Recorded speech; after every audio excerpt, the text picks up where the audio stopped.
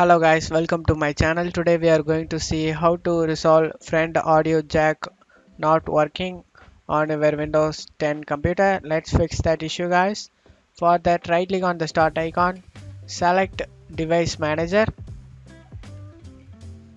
expand the audio, sound, video and game controller, and select your audio guys, your audio, and select update driver. Select search automatic for driver.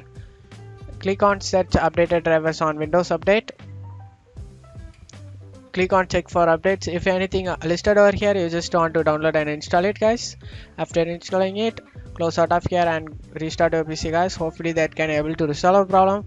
But if you still having a problem, right click on the sound icon over here, right click on it and select sounds. In here, select the playback option over here. You just want to select your, if any multiple device listed over here, you just want to select it, any of these you want it, and select default.